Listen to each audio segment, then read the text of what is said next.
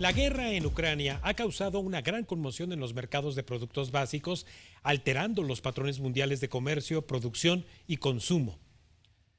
Los precios se mantendrán en niveles históricamente altos hasta finales del 2024, según se afirma en la edición más reciente del informe del Banco Mundial titulado Perspectivas de los mercados de productos básicos. Estos acontecimientos han comenzado a agitar el fantasma de la estanflación y en caso de que se prolongue la guerra o se apliquen sanciones adicionales a Rusia, los precios podrían subir aún más y mostrar más volatilidad de lo que se prevé en la actualidad. Y con el propósito de analizar este informe desde el ángulo de análisis de una experta, es que le agradezco a la maestra Adriana Hernández Ortiales, converse con nosotros esta noche y a quien usted ya conoce. Buenas noches, Adriana.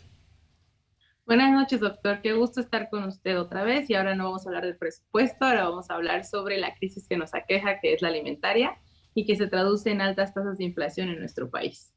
Sobre todo por el expertise que tienes en la elaboración de estas investigaciones de Banco Mundial. Por eso recurrí a ti, mi querida Adriana, y sobre todo para escudriñar no la complejidad misma de documentos de investigación, sino la realidad, la que seguramente viene en este acontecer de enfrentar precios en el mercado de metales, materias primas alimenticias, energéticas, etcétera, por donde tú quieras empezar, Adriana. Pues sí, mira, nosotros, bueno, la mayoría creemos que esta crisis alimentaria fue causada por una combinación de la pandemia que estábamos a punto de superar, pero pues ya vemos que comienzan a haber rebrotes también en algunas regiones del mundo y por la invasión a Ucrania. Si bien estos factores han sido importantes en esta nueva crisis que nos afecta a todos, simplemente agravan un problema que ya venía viéndose desde años atrás. A nivel mundial, el número de personas que viven en situación de pobreza extrema, es decir, aquellos que viven con poco menos de $2 al día, había disminuido, fíjense, desde los 90 era el 36% de la población y ya para 2018 ya estábamos en el 8.6% de la población mundial. Habíamos casi erradicado la pobreza extrema en el mundo. En México habíamos pasado del 9% en los 90 al 3% de nuestra población que vivía con esta cantidad de dólares al mes. Sin embargo, a partir de 2019 comenzamos a ver que este número de personas en pobreza comienza a aumentar, incluso antes de la pandemia. Pero lo más raro que se comenzaba a observar previo a esta época de guerra y a esta época de virus es que justo en un momento de gran abundancia comenzábamos a tener personas que estaban en este umbral de pobreza. O sea, como en un momento en el que estamos por combatir el tema de pobreza, el tema de hambruna, tenemos un rebrote de personas que viven en esta situación. Porque ya observábamos que la producción mundial de alimentos había estado aumentando durante más de medio siglo y estaba superando incluso el crecimiento de la población. También era sorprendente que el número de personas desnutridas comenzó a aumentar justo cuando los precios mundiales de los alimentos habían comenzado a disminuir. El precio de los alimentos comenzó a aumentar a partir de 2020 con los dos grandes temas que ya he mencionado. Entonces, nuevamente lo digo, es sorprendente cómo en momentos de abundancia comenzamos a tener una escasez de alimentos vía el aumento de los precios. Entonces, ¿qué fue lo que sucedió? ¿Qué es?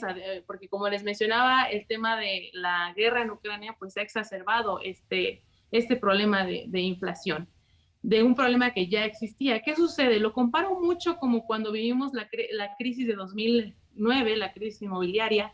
Si recuerdan bien, esto sucedió por el nivel de interconexión que ya existía entre las grandes corporaciones, entre los bancos, entre las instituciones financieras, y debido a esta gran conexión que existía, el hecho de que colapsara uno, un grande, pues hizo como un colapso en cadena, un efecto dominó donde colapsaron todos. Lo mismo ha estado sucediendo en el tema alimentario.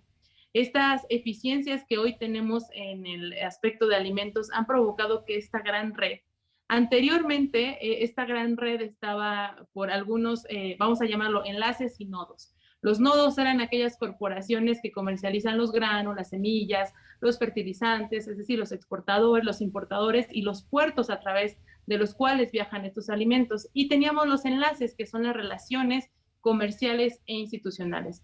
En tiempos anteriores a los que hoy vivimos, estos nodos y estos enlaces eran diversificados, o sea, teníamos muchos agentes que estaban comercializando, muchas vías de comunicación, y entonces el sistema, si por ahí alguno fallaba, había otros que podían sustituirse. Pero ¿qué ha sucedido en los últimos años?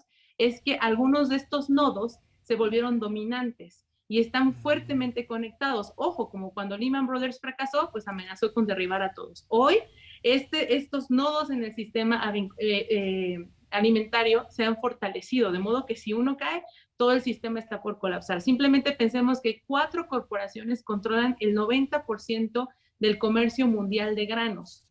Estas corporaciones convirtieron a las naciones en grandes super importadores, super exportadores. Entonces, estas grandes corporaciones que controlan el 90% del comercio mundial de granos pasan a través de puntos que se volvieron vulnerables, como los estrechos turcos, que están ahora obstruidos por la invasión rusa en Ucrania, por los canales de Suez y Panamá y por los estrechos de Malaca. Entonces tenemos grandes corporaciones, ya les dije los 4 grandes que controlan, tenemos pocos enlaces por donde se transitan estos alimentos y por eso cuando viene un conflicto como el que estamos viviendo o cuando viene una pandemia y afecta estos enlaces en China, pues tenemos que colapsa este sistema que ya venía con estos problemas al decirles, veámoslo tal cual como fue en 2009 la crisis cuando cayeron los grandes, ¿no? Ahora, solo 4 cultivos, otra cosa de lo que ha incentivado esta gran crisis es que solo 4 cultivos, el trigo, el arroz, el maíz, la soja, representan el 60% de las calorías cultivadas por todos los agricultores. Aunque nosotros al interior de México observamos que nuestra dieta se diversificó, a nivel mundial la dieta está basada solo en estos grandes 4 granos. Entonces tenemos pocos productores, consumimos una serie, vamos a decir, estandarizada de productos y los medios por los cuales atraviesan colapsaron. Entonces, esto hace que nuestro gran sistema de alimentos sea susceptible a fallas en cascada.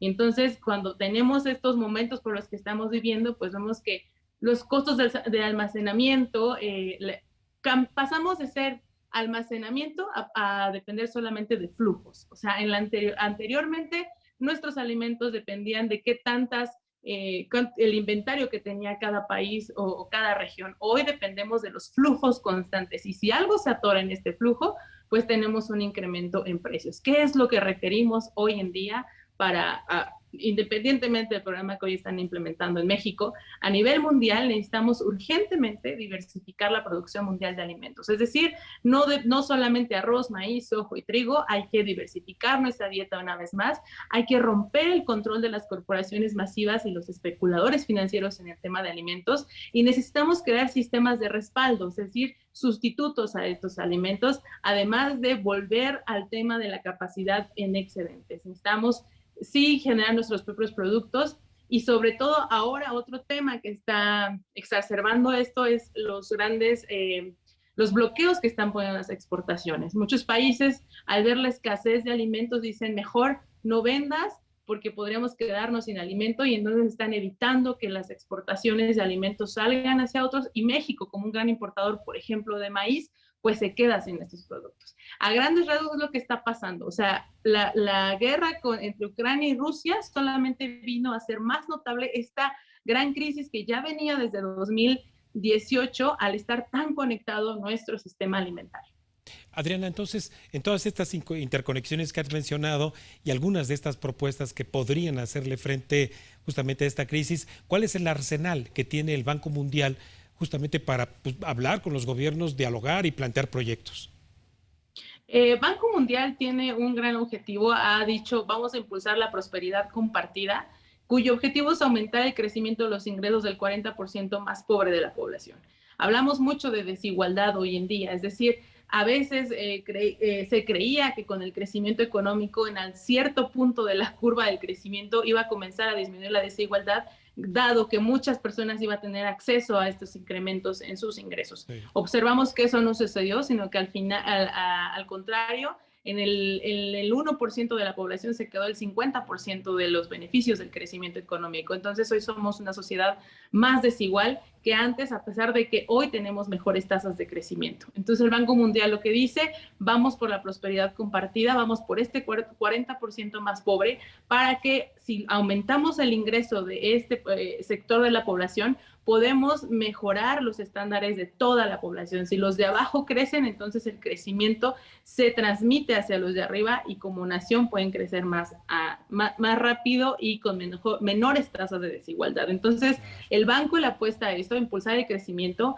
a elevar el promedio de los ingresos por familia, a crear empleos, a incorporar a las mujeres y a los jóvenes a la economía y enfrentar los desafíos climáticos y ambientales que también pegan en este aspecto de la pandemia. Entonces, el banco lo que le ofrece a todos los países es justo este programa, vamos por ese 40% más pobre para que en el agregado tu economía pueda verse fortalecida. Sin embargo, cuando entró el COVID y cuando entró la guerra de Ucrania contra Rusia, pues las expectativas se han mermado un poco. Creíamos que íbamos a tener en el largo plazo bajar del 8% de la población mundial que está en este sector, la íbamos a bajar al 7, al 6.9%, pero ahora con estos dos factores, pues vamos a repuntar y vamos a tener un retroceso de 3 años, ¿no? Aún así, la estrategia sigue siendo ir por este 40% con más, que son los más vulnerables.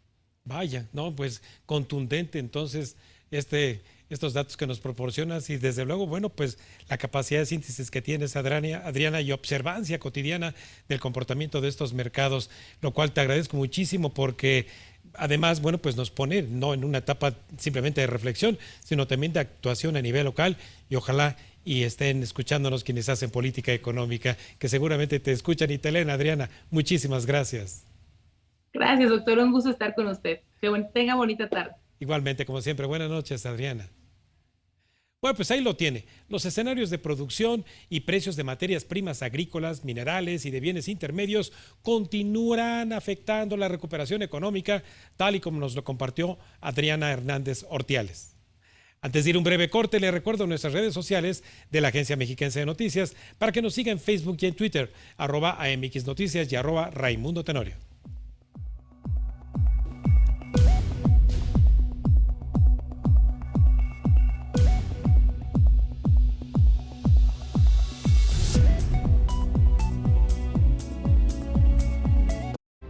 Estás viendo Cuentas Claras con Raimundo Tenorio.